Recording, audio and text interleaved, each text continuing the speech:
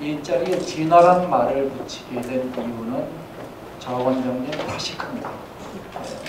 창조적 파괴의 관점에서 문제를 보고 있습니다. 자, 진화, 인도에는 창조의 신 브라만, 그리고 유죄의 신 비슈누, 파괴의 신 시바 세 주신이 있습니다. 어느 신의 신도가 제일 많을까요? 네? 창조, 유지, 파괴 어느 쪽? 네, 압도적으로 신도는 파괴의 신 시바가 많습니다. 압도적으로 많습니다. 심지어는 창조신 브라만을 모시는 신전이 딱 하나 있습니다. 바로 이것이 슈페르터가 혁신의 원천은 창조적 파괴.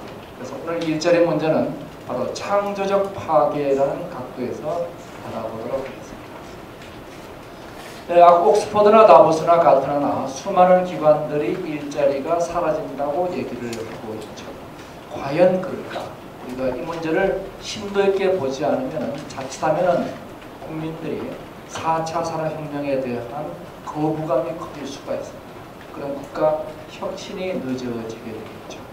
자, 이런 관점에서 일자리 문제에 대한 우려를 보면은 이건 노동연구원에서 만든 자료를 제가 전개를 그림으로 한 겁니다. 19세기 러다이트 운동과 시흥의 반란에서부터 최근에 반부글 시위, 반우버 시위에 이르기까지 기술 혁신이 일자리를 뺏는다는 우려는 너무나도 많이 있었습니다. 그래서 이러한 것들을 종합해서 과연 일자리 문제에 대해서 지금까지 연구가 무엇인가 아주 간단하게 정리를 우선 하고 시작하도록 하겠습니다. 지금까지 두 개의 흐름이 있었습니다. 하나는 토마스 프레이가 얘기하듯 20억 개의 일자리가 사라질 것이다. 또 스탠디지가 얘기하듯 혁신 속도가 빨라서 대응이 어려울 것이다. 이쪽은 비관론자들입니다. 또 오른쪽은 낙관론자들입니다. 그래서 위스콘신 대학의 기술사학자인 토마스 하이는 200년간 기술이 일자리 줄인 적이 없다. 기술사학 입장에서 명백히 얘기를 하고 있죠. 구글은 대체로 좀 낙관론자들이 많죠. 그래서 구글의 할베리언은 근로시간은 줄고 여가는 늘어나고 인간은 더욱 행복해질 것이다. 이 두 개의 파가 있습니다. 낙관파와 비관파. 그런데 언론은 어디를 좀 더 많이 보도하죠? 네, 늘 비관파를 보도합니다. 그런데 두 그림이 다 있다는 얘기는 제가 드렸습니다.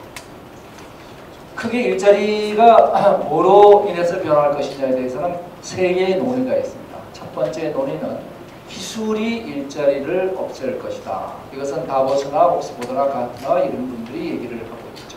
두 번째는 그런데 거기에 경제적 한계가 있어. 예를 들어서 로봇 노여가 로봇 청소부 누가 더 비싸겠느냐? 로봇 청소부가 더 비싸. 왜? 여기는 아날로그화 비용이 들어가죠. 행동을 하는데 비용이 수반됩니다.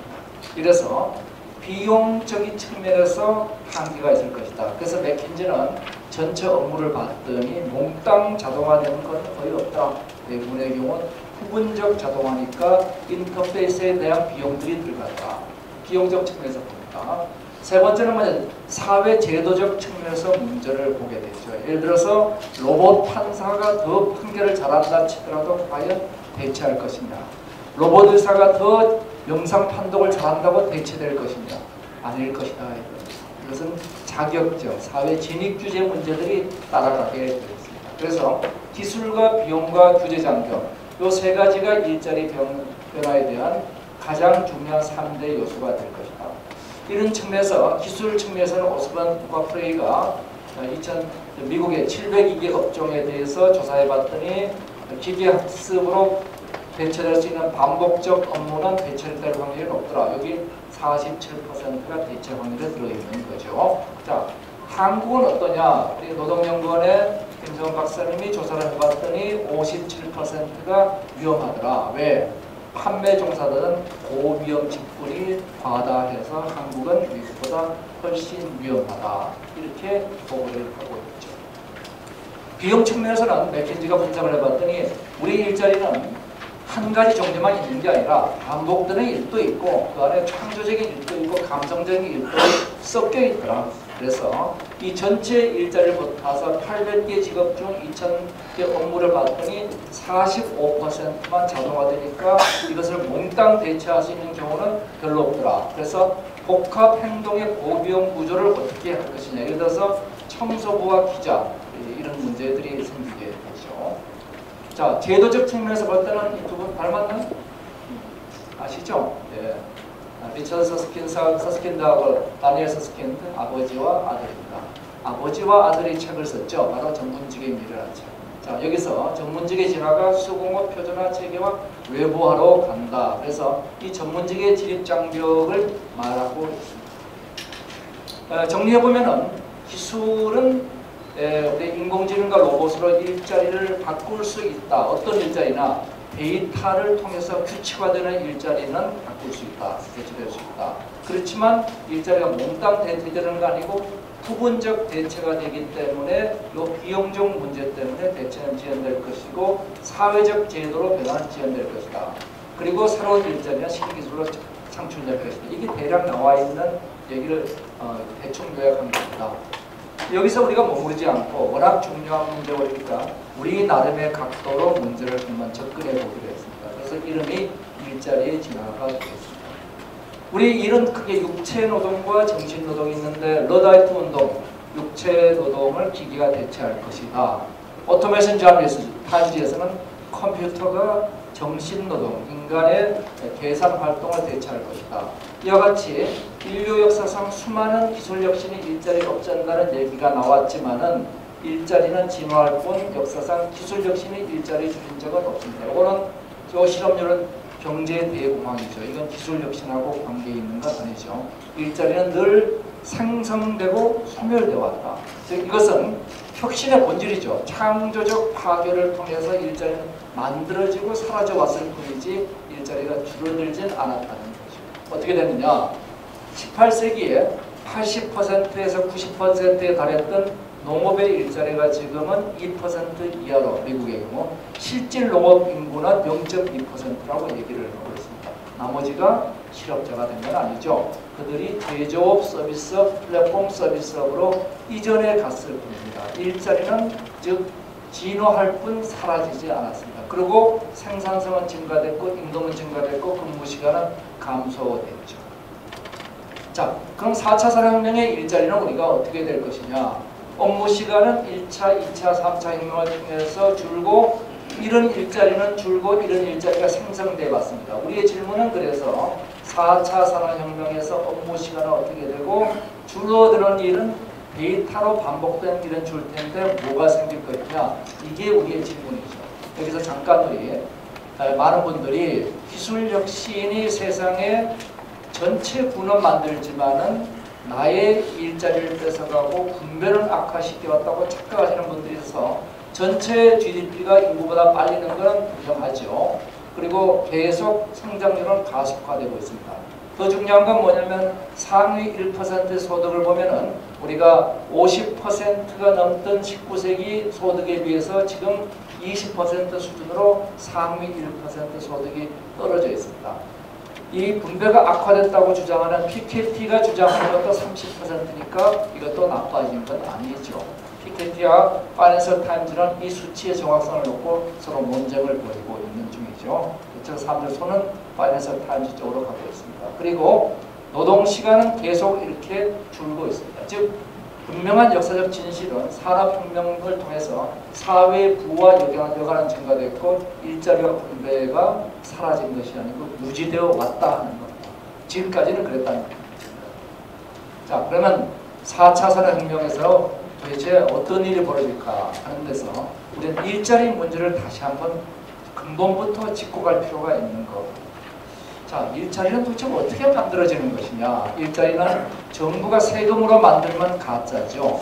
세금을 만드는 일자리가 진짜인데, 자, 일자리는 누군가 그 일을 요구를 해야 됩니다. 수요가 있어야지 우선 일자리에 니즈가 생기고 그것을 공급하는 이 과정에서 일자리가 만들어집니다. 이 사회에 공급과 수요의 연결고리가 일자리라는 거죠. 자, 그러면 공급은 누가 하느냐? 인간과 기술이 힘을 합쳐서 합니다. 많은 부분을 인간의 역할을 기술이 대체하면 인간의 일자리는 줄기 때문에 우리가 일자리가 준다. 노동 총량 불변의 법칙이라는 걸 주장해서 일자리 준다고 얘기하는데 역사적 진실은 그건 틀렸다는 걸 입증하고 있죠. 수요는 뭐냐? 내가 원하는데 살 돈이 있어야 됩니다. 욕구와 능력이 있어야 되죠. 그래서 기술 발전과 인간의 욕구가 새로운 일자리입니다. 새로운 일자리의 원천은 신기술과 잠재욕구, 요게 신기술, 요게 잠재욕구. 자, 3차 산업혁명까지는 누가 주도했느냐? 공급이 주도했습니다. 신기술이 주도했죠. 4차 산업혁명에서는 과연 어떻게 될 것이냐? 여기서 잠깐 맥킨지에서 내놓은 인구 증가와 여기 인구 증가입니다. 여기 GDP 증가입니다. GDP 증가를 패턴을 놓고 보면 재미있는 패턴이 나오죠. 여기 2014년도 맥킨지에서 나온 건데 보면은 여기 잘 보이실지 모르겠는데 다시 보여드릴까요? 놀랍게도 우리 산업혁명이 시작되는 시점에서 보면은 GDP 증가하고 인구 증가하고 일치에 들어갑니다. 이건 뭐냐? 그 GDP는 거의 다 생존에 필요한 물질을 만드는 데서 발생했다는 걸 의미하고 있죠. 즉 1차 산업혁명은 생존의 욕구를 충족시킨 혁명이었다. 그러면은 그 다음 2차 산업혁명 시기는 어떤 일이 들어갔느냐? 인구 증가율보다 GDP 증가율이 훨씬 높게 증가하기 시작합니다. 그러면 이 차이가 뭐냐? 이 차이가 바로 인간의 안정의 욕구, 편리함의 욕구를 제시하게 된 거죠. 자, 세 번째, 3차 산업혁명이 오면서 어떤 일이 벌어지느냐? 이제는 GDP 증가에 비해서 인구 증가율이 떨어지기 시작합니다. 이것은 뭘 의미하고 있는가? 인구 증가율이 감소하고 있습니다. 4차 산업혁명. 여기서 인간이 인구 증가하고 인구 증가율이 감소했지만 4차 산업혁명에서는 인구가 감소하고 있습니다. 절대 숫자가 감소하고 있죠. 그래서 지금까지 우리 산업혁명은 이렇게 얘기를 합니다. 뒤에서 보이실지 모르겠습니다만 1차 산업혁명 기계, 2차는 전기, 3차는 정보혁명이었다. 이것은 일자리의 양대축, 생산과 수요 두 축에서 생산축만 바라본 겁니다. 왜? 이때는 공급이 중요하기 때문에. 그렇지만 이 두 산업혁명은 공급만 있다고 되는 것이 아니죠. 조금 전에 본 것처럼 기계혁명이 생존의 욕망을 만족시켰고 전기혁명이 안정의 욕망을 만족시켰고 그리고 정보혁명이 사회적 연결 욕망을 만족시킨 것이다. 자, 그러면 4차 진흥혁명은 뭐냐? 이 새로운 욕망을 바라봄으로 인해서 우리는 미래 4차 산업혁명의 일자리 문제의 본질을 볼 수 있을 것이다 하는 거죠. 자, 여기에 우리에게 정말 현자가 제공한 것이 매슬로우의 욕구 5단계설이죠. 매슬로우의 욕구 5단계설과 지난 1, 2차 산업혁명은 정확히 일치하고 있습니다. 생존의 욕구와 안정의 욕구를 그대로 반영한 것이 매슬로우의 욕구 5단계 동시에 1, 2차 산업혁명이 이룩한 성과죠. 그러면 3차 산업혁명은 사회기성 욕구일까요? 맞습니다. 사회기성 욕구를 충족시키면서 인간은 이제 연결에 대한 욕구가 충족되면서 혼밥, 혼술, 혼영, 혼생이 발생하기 시작했습니다. 그러면 우리는 이런 가설을 내볼 수가 있죠. 4차 산업혁명의 인간의 욕구는 무엇일까? 이것은 바로 인간의 자기표현 욕구가 될 것입니다. 좀 더 나눠보면 자기표현 욕구는 명예욕, 신비욕, 인지욕. 여자들은 아름다워지고 싶고 남자들은 잘난 척하고 싶어합니다. 그래서 그거를 알리고 싶어하죠. SK의 SNS를 이용해서. 자, 이렇게 해서 뭐 이준호 상무님 계신다고 한 얘기는 아닙니다. 이래서 우리는 이런 인간 본성의 연구가 그러면은 매슬로우에 있느냐? 매슬로우, 프로이드, 대학, 뇌과학, 시공간, 엘더퍼 이런 건 무시하시고 뭐 수많은 얘기들이 다 일치에 들어가고 있습니다. 자, 그렇다면은 우리가 이러한 인간 본성의 욕구로부터 미래 일자리를 볼 수 있는 거죠. 4차 산업혁명 일자리는 명예, 인지, 신비라는 자기 표현 욕구가 주도하고 그리고 보조적으로 기업가 정신이 발현되는 자아실현 욕구가 보완하게 될 것이다. 이게 저희 케이슨이 던지는 화두가 되겠습니다. 자, 일의 원천은 인간의 욕구죠. 자, 다시 보면 이런 거죠. 기술 혁신과 일자리 진화 과정을 보면 기술이 발전합니다. 그러면 무슨 일이 생기느냐? 생산성이 증가하겠죠. 생산성이 증가하니까 노동 총량은 현재의 수요 하에서는 노동 총량이 감소합니다. 그러면 노동청량이 감소하면 어떤 일이 생기느냐? 일자리가 감소하거나 노동시간이 감소해야죠. 그러면 여가시간과 여유소득이 증가할 수 있습니다. 그러면 새로운 욕망 충족의 일자리가 등장하면서 노동총량이 증가하고 일자리가 진화해요. 이것이 지난 4차례 산업혁명에서 일어났던 과정입니다. 그러면 여기서 실업이 발생하는데 실업은 진화적 실업이라고 저희들이 이름을 붙인 실업이 발생한다는 거죠. 즉 여유소득과 재교육만 보장되면 새로운 일자리가 창출되고 문제는 요 소멸과 생성 사이의 타임 레그를 우리가 어떻게 극복할 것이냐. 요 문제만 뒷받침하면 된다. 즉 일자리는 이러한 문제만 해결하면 진화할 뿐 소멸되지 않는다. 이것을 4차 산업혁명에서도 반복하겠습니다. 그러면 이 그림을 저희 연구원께서 아주 열심히 그렸습니다. 이걸 어떻게 설명할까 가지고 이게 몇 번 그린 그림인데 잘 한번 봐주세요. 인간과 기술이 힘을 합쳐서 지금 물건을 만들고 있습니다. 예를 들어 핫도그를 만들고 있죠. 폴 크루만이 얘기하는 핫도그. 자, 그런데 기술 발전에 의해서 사람의 역할이 줄어들었어요. 그런데 핫도그를 더 사 먹을 사람은 없습니다. 그럼 어떤 일이 일어나느냐? 여기서 요 일자리만큼 없어지면서 실업이 증가되고 경제공황으로 들어가는 거죠. 자, 수요가 모자라게 됩니다. 기술 발전에 의해서 대규모 실업과 경제공황을 간다. 이것이 노동총량 불변의 법칙을 얘기하는 닫힌 세계를 가진 사람들의 생각입니다. 그런데 실제 현상은 어떻게 되느냐? 이렇게 되면 사람의 인간의 새로운 욕구가 발생하죠. 새로운 욕구를 충족시킬 기술과 분배가 만들어지면 새로운 욕구를 충족시키는 이제는 사회 연결의 욕구 그리고 자기 표현의 욕구가 발생하게 됩니다. 그러면 이 두 가지를 합치면 인간은 이렇게 사회 전체의 가해가 커지는 여기 파괴적 진화를 하게 된다는 겁니다. 이를 통해서 지금까지 이 사회는 발전을 해왔습니다. 자, 그러면 이 그림을 다시 또 그려봤습니다. 1차 기계혁명에서 우리 인간은 생존 욕구와 안정의 욕구에 주로 집중하고 있었죠. 그러다가 전기혁명이 생기면서 안정의 욕구가 확 커졌습니다. 생존 욕구는 만족이 됐죠. 정보혁명이 되면서 사회 귀속 욕구가 확 증가하게 됩니다. 이거를 많은 기술이 뒷받침하고 대신에 요 잉여 인력을 안정의 욕구를 또 생존의 욕구를 기술이 받쳐주면서 이 사람들 일로 이동시키게 되죠. 4차 진흥혁명에서는 자기 표현과 자아실현 욕구 쪽으로 이전해 간다는 겁니다. 이것을 다시 각각 생리적 욕구를 보면 생리적 욕구는 산업혁명에 진화하면서 기술로 대체되고 안정의 욕구가 기술로 대체되고 그래서 요 한 측면만 우리가 놓고 보면 그 분야의 일자리는 줄어들었습니다. 그래서 이제 농업 인구는 2% 이하로 줄어드는 거죠. 이제 제조업의 인구는 이제 10% 이하로 줄어드는 거죠. 그 사회 기속 욕구가 점점 기계로 바뀌게 되고 자기 표현 욕구는 아주 덜 바뀌고 자아실현 욕구는 이제 인간이 주도가 되는 욕구 시스템으로 바뀌고 있는 거죠. 즉 이와 같이 기술 혁신으로 사회 전체의 파괴가 증가합니다. 그렇다면은 일자리는 초생산성으로 업무 시간이 단축되고 여가시간 증가, 새로운 욕망이 증가되는데 최초에 일어난 일들은 새로운 기술, 인공지능과 빅데이터, 클라우드, 증강 가상현실이 등등이 증가하면서 창조 교육을 받은 신기술 엔지니어들이 뭘 만드느냐? 인공지능 로봇 데이터 분석을 통해서 생산성을 증가시키니까 노동시간과 일자리를 줄이고 있습니다. 많은 사람들이 이러한 인공지능 로봇 데이터 분석가들이 미래의 유망 직업이라고 얘기하지만 이 직업은 다수의 직업이 되는 건 불가능합니다. 왜? 일자리를 줄이는 직업이에요. 자, 그러면 여기서 줄은 일자리가 어디로 이동하느냐? 이제 새로운 인간의 욕구를 충족시키는 수요 증가의 일자리로 이동을 하죠. 가장 중요한 건 자기 표현의 욕구가 일자리의 원천이 되면서 이제는 표준화된 여행에서 나만의 여행, 표준화된 공부에서 나만의 공부 이런 나만의 개인화된 서비스로 일자리가 이동하게 됩니다. 그러면 여기서 뭐가 필요하냐? 사람을 재교육시켜야 됩니다. 여기서 평생교육 시스템. 이 평생 일자리가 옛날에는 하나였지만 이제는 평생 일자리가 계속 바뀌게 되는 거죠.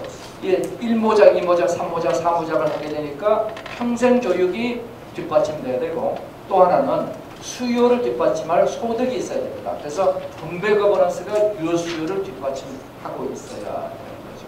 이 두 가지가 받쳐지면서 일자리 진화의 인프라가 바로 교육과 분배로 가는데 이 서스킨들을 비롯한 많은 학자들의 결론은 과정은 다르지만 저희하고 같은 결론을 내리고 있습니다. 교육과 분배가 미래 사회의 양대 인파다. 이것은 같은 결론을 내리고 있죠. 예를 들어서 자, 인간의 자신을 돕는 인공지능. 인공지능은 인간의 일자리를 뺏어가는 것이 아니라 인간의 자신을 도와준다는 겁니다. 그래서 변호사가 법률 맞춤으로, 교사가 진료 맞춤으로. 그래서 이 전문직의 미래를 쓴 서스킨스의 의학 같으면 의료 분야는 원격 의료, 모바일 의료, 자가 측정으로 인해가지고 모든 사람들이 새로운 의료 전문가 계층으로 등장할 수 있게 되는 거죠. 교육도 수세기 동안 우리는 하나의 물리적 공간에서 선생이 동일한 내용을 동일한 속도로 가르치는 생방송을 반복해온 교육이었습니다. 이 교육 가지고 우리가 코딩 교육을 새로 하고 기업가정신 교육을 2018년부터 의무화되는 걸 할 수 있느냐? 불가능합니다. 그럼 어떻게 하느냐? 여기에 하이브리드 수업 교육, 그 다음 뉴턴과 같은 맞춤형 교육 시스템, 온라인의 다양한 네트워크, 그리고 무크 시스템의 가장 대표적인 칸, 헤드, 그 다음에 edX나 유다시티, 그리고 유데미로 가면 완전히 누구나 강의를 올리고, 그래서 edX나 유다시티만 하더라도 이것을 대학교가 무크를 제공하는데 유데미는 누구나 올려서 제공할 수 있는 거죠. 심지어 제 거도 올릴 수가 있는 거죠. 자, 이와 같이 교육이 변화하고 있습니다. 심지어 종교도 달라이라마와 교황, 트위터 가지고 하죠. 자, 들고 다니는 경전, 그리고 고백 성사를 하는 앱, 그리고 종교 관련 질문을 받고 있습니다. 리갈 쪽에서도 우리가 리갈줌이나 로켓 로이어 같은 경우는 이 온라인 유료 사이트고 판례를 제공하고 있죠. 그리고 문제는 거기서 끝나지 않고 이 전자 판결을 하고 웹 기반의 전자 협상을 하고 그리고 회사의 불만 사항을 해결해주고 이런 문제들을 대체해가고 있죠. 자, 뉴스가 지금 완전히 디지털 플랫폼으로 이동하면서 이제는 Do It Yourself 저널리즘을 가지고 대한민국이 앞서가고 있는 MCN, 저희 아프리카 TV 같은 게 등장하고 있습니다. 그리고 우리 또 경영 컨설팅 분야도 이 전문 분야라고 생각하는 경영 컨설팅이 가이드 포인트라든지 이런 데서 이제 네트워크로 묶이고 크라우드 소싱으로 하고 이제 빅데이터와 인공지능 기반의 자동화 플랫폼으로 가고 있습니다. 이미 컨설팅 회사에서 이제는 정보와 자료 수집의 비중은 30% 이하로 떨어져 있다는 거죠. 그리고 우리 소프트웨어도 저 온라인 세무신고, 온라인 회계사, 세무사 이제 다 이렇게 누구나 할 수 있게 되고 건축도 이제 누구나 지어볼 수 있게 됩니다. 그렇다면은 이제 도대체 일이란 뭐냐? 우리는 일을 같이 봐야 합니다. 일은 생산과 소비를 연결한 연결고리라 얘기했지만 일은 크게 저희들은 세 가지 말합니다. 일의 요소는 두 가지입니다. 재미와 의미. 자, 첫 번째, 재미도 없고 의미도 없는 거. 수단과 목적이 분리되는 것. 이게 우리가 노동이라고 얘기할 수 있죠. 두 번째가 우리 미래를 위한 의미가 있는 일. 저희 미션이라고 저희들이 붙였습니다. 업이라고 번역을 했습니다. 그리고 세 번째가 현재 나를 위한 재미입니다. 자, 즐거움이 있죠. 요놈은 어떻게 할 거예요? 요놈은 반복되는 삽질 비슷한 거인데 이것은 우리의 동의가 등장했습니다. 인공지능과 로봇이 반복되는 노동을 담당한다. 마치도 그리스 시대에 이 시민의 10배에 해당되는 노예들이 시민 생활을 뒷받침하듯이 우리는 얘들을 이렇게 쓸 수가 있는 거죠. 그리고 인간은 뭐 하느냐? 의미와 재미를 가진 일과 놀이가 융합되는 걸 하면 되는 거죠. 그러면 일이란 것은 뭐냐? 생산과 소비의 연결고리로서 일이란 것은 이제 노동에서 업을 지나서 놀이로 진화를 시작했다는 거죠. 자, 이래서 베르그송이 얘기하는 만드는 인간 호모 파베르, 의미의 인간입니다. 그리고 호이징가가 얘기하는 놀이의 인간, 재미의 인간이죠. 호모 루덴스. 이 두 가지가 미션과 놀이가 합쳐지고 이들이 노동과 합쳐집니다. 즉 이걸 통해서 모라백의 패러독스, 인간과 인공지능의 강점이 합쳐지는 거죠. 이것을 제가 파베르와 루덴스를 합쳐서 호모 파덴스라는 용어를 쓰기로 했습니다. 자, 앞으로 인간은 호모 파덴스로 진화합니다. 그래서 로봇과 인공지능과 협력하는 이런 우리 미래의 일자리가 된다는 거죠. 노동에서 일로 놀이로 진화하면서 이제는 메이커 운동, 아마 여성분들은 사보시는 분이 있겠죠. 외국에서는 에티시닷컴이 있고 우리나라에는 아이디어스탄비가 있습니다. 그리고 MCN 채널들이 등장하면서 여기는 수많은 크리에이터들이 등장하고 아마 여기 계신 분들은 양띵은 몇 번 만나보셨을 거라고 생각하고 있습니다. 자, 그러면서 이제 산업혁명 이전의 경제는 생산과 소비가 분리되지 않은 저효율의 경제였다가 생산과 소비가 분리되기 시작하면서 거대한 효율성을 만들어냈는데 이들이 다시 결합을 하고 다시 융합하게 되면서 경제는 새로운 발전을 나고 있습니다. 생산과 소비가 이걸 연결하는 게 일이었는데 일이 이제 합쳐지고 있습니다. 왜? 집단지능에 의해서 만들어진 3D 디자인 세트를 우리가 신기버스나 3D 디자인에서 우리가 다운받아서 내 3D 프린터로 걸고 내가 색깔 맞추고 조금 디자인 바꿔서 나만의 것이 나옵니다. 자, 그 다음에 우리가 자아실현이죠. 자기 표현 다음에 자아실현이다. 자, 저커버그가 뭘 하고 있느냐? 본인이 하고 있는 일 진심으로 믿고 그 일이 중요하고 세상에 도움이 된다. 그냥 말로만 하는 얘기일까요? 자, 위워크의 창업자 맥키비와 노이만이 하는 얘기는 생계가 아닌 삶을 위해 일하는 세상을 만들고 싶다. 그리고 우리 드루 후스턴, 드랍박스의 공동 창업주죠. 삶을 완벽하게 만들지 말고 재미있게 만들자. 이것이 뭐냐? 이제 이것은 인간의 목표가 자아실현 단계로 들어가고 있죠. 그래서 폭증하는 창업들이 만들어지면서 2010년까지 1년에 한두 개 등장하던 1조 넘는 스타트업들이 이제는 일주일에 1.5개, 1년에 70개씩 등장하고 있습니다. 이러한 거대한 변화는 바로 뭐냐? 이것이 이제는 그 직업의 종류는 무한대로 간다는 걸 의미하고 있습니다. 무한대로 가는 직업. 얼마 전에 왔던 우리 조나단 워첼이 한 얘기가 있죠. 미래의 직업은 어디서 만들어질까요? 어디서 만들어지죠? 워첼이 이렇게 얘기했습니다. The others. 기타 등등. 즉 일자리의 롱테일이 만들어진다. 무한대로 가는 일자리의 롱테일.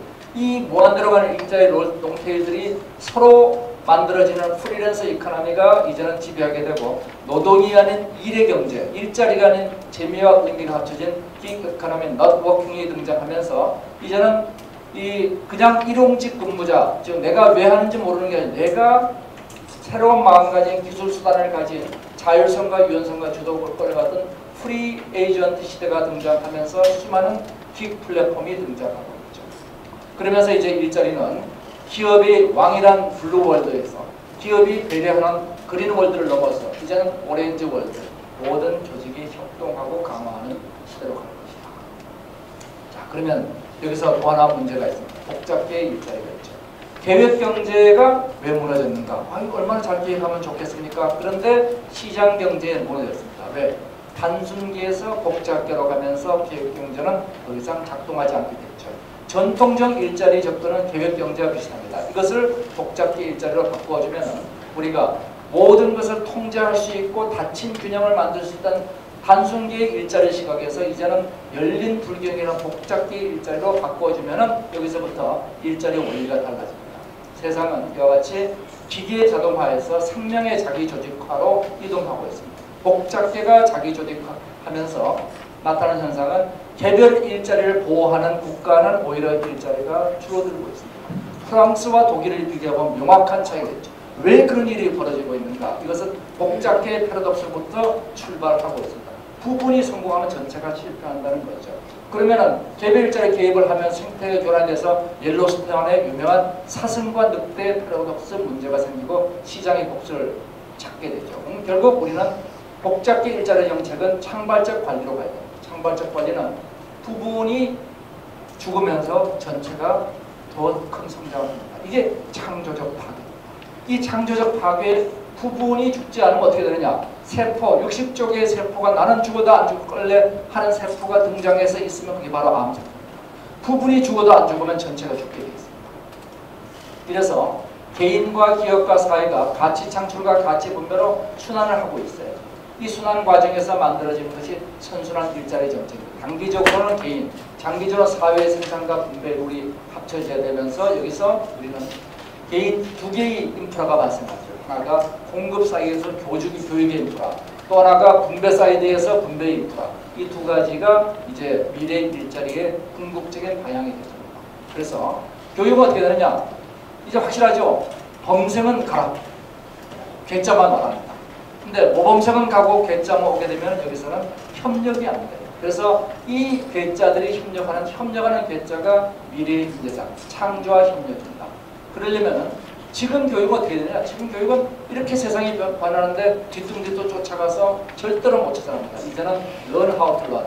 학습 능력을 가르쳐야지 지식을 가르치는 게 아니죠.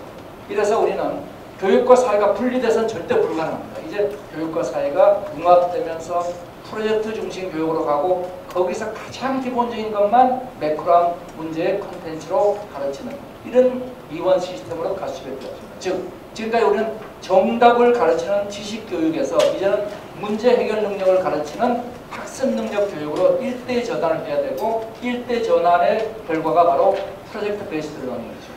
그리고 기존의 컨텐츠는 어디로 가느냐? 무크로 가는데 무크에서 생기는 문제를 보완하기 위한 거꾸로 교실이 그걸 보완하고 이 두 개를 연결하는 것이 맞춤 교육 시스템이 되죠. 이 교육 문제에 대해서는 저희들이 너무나 중요하기 때문에 다음 달에 새로운 주제로 다룰 겁니다. 그리고 평생 교육이 그걸 뒷받침해 줘야 됩니다. 선진국의 일자리 안전망 핵심도 바로 재교육 정책이죠. 이런 문제에 가장 열심히 우리가 활용해야 되는 게 기술입니다. 기술을 활용하지 않고 하는 것은 4차 산업으로 지금이죠. 그래서 수많은 에듀텍들이 등장하고 있습니다. 한국과 미국에서 대표적인 에듀 스타트업들이 등장하죠. 자, 마지막으로 분배에 들어갑니다. 성장과 분배가 각각 최적화되도록 순환되고 이것을 조정하기에는 1차 분배와 2차 분배 갭을 조정해야 되는데 이 1차 분배와 2차 분배 갭 조정이 가장 적은 나라가 대한민국입니다. 그래서 이 문제를 우리가 해결하기 위해서 많은 논란들이 있죠. 로봇세 어떻게 할 것이냐, 그 다음에 기본소득세 어떻게 할 것이냐 이런 논란들이 있는데 전체적인 논란의 결론은 뭐냐 그러면은 결국은 하나하나를 보지 말고 국가 전체 의사결정하는 거버넌스 문제를 바로잡고 이권 집단 통제하고 세금 낭비 방지하고 반칙 경제를 지향하고 그리고 복지를 우리가 뭘 선택할 것이냐 하는 얘기입니다. 결론이 됐습니다.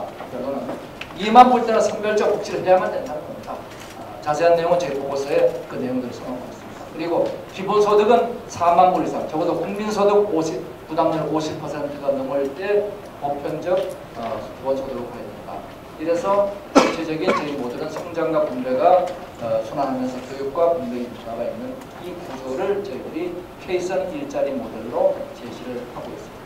마지막 썸머리는 제가 설명드리지 않고 자료로 제시를 하도록 하겠습니다. 다음 교육은 바로 다음 저희들 포럼 협력하는 괴짜 평생 교육을 다루도록 하겠습니다. 네, 감사합니다.